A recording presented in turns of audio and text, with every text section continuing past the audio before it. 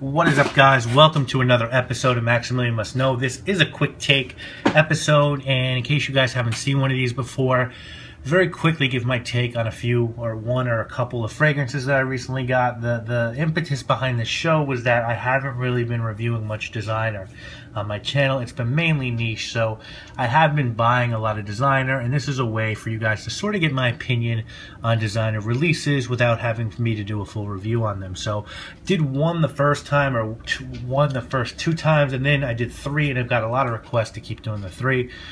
So I'm going to keep doing the three. Now today we're going to talk about three designer fragrances, one that underwhelmed my expectations, one that met my expectations, and one that far surpassed my expectations. So let's set it off with the one that fell below my expectations, and that unfortunately is Fahrenheit. This is the Eau de Parfum version.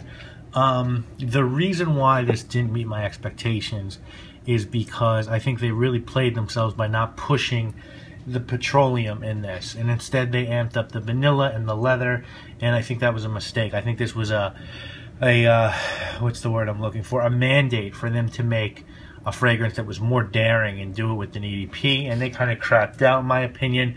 The presentation is fantastic. You see the CD engraved in the base. This information is not a sticker, it's sort of like laser printed on, like almost like a high-end watch would have on the back of the case. It's a really heavy bottle. They've made a beautiful box for it that says Parfum. It's a really nice box, and I'm happy to have it in my collection, but to be honest with you guys, I think they could have done a better job with this, and I'm a bit disappointed.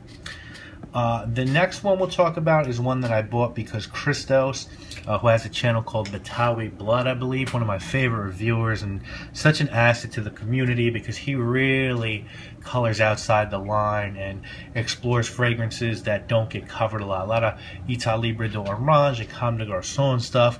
And when he said this is one of the best flankers, if not the best designer flanker he's ever come across, man, I just had to find it and order it, and I did. And this one sort of met my expectations. Wasn't blown away by it, but I think it's very good. I think the original was very good. This is Dsquared Royal Black Eau de Parfum.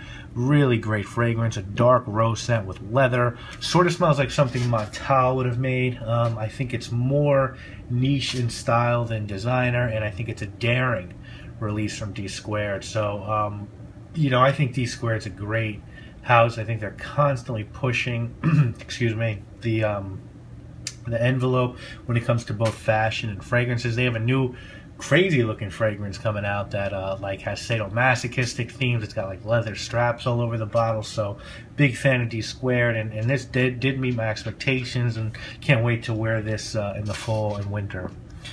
And let's talk about the one that totally blew my expectations out of the water.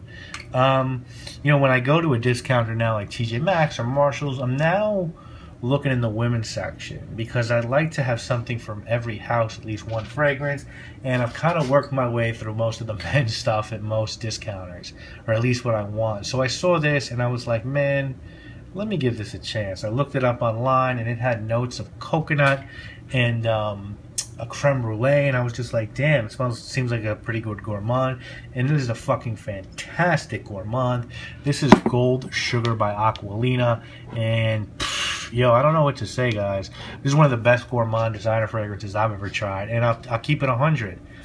If Profumum Roma put this in a bottle, styled up the strength a little bit, you could easily charge $250 for this. It's just a beautiful gourmand. It's creamy. It does have coconut. It does have creme brulee, a little bit of citrus at the top. And man, I'm going to buy a lot of Aquolina stuff if I see it. Now, they have really on my radar. I want to get, this is called Gold Sugar, but I want to try Steel Sugar and Black Sugar. And I'm just a real fan of what Aquolina is doing. I really want to get the men's one, which I know is discontinued, but I will get my hands on it. And I'm going to try Pink Sugar as well. I did buy Pink Sugar Sensual, and that was a mistake. That one's nowhere near as good as this one, but this one is really nice, so I highly recommend Gold Sugar. So there you go. Totally overwhelmed about what I would think, and oh man, why'd you do that to Fahrenheit? So there it is, guys. Please email with any questions. We'll be back with an episode of Decant Shop this week and then a fragrance review this weekend. I'm Maximilian. I must know. Peace. Hope you're enjoying these quick take videos. If you are, let me know.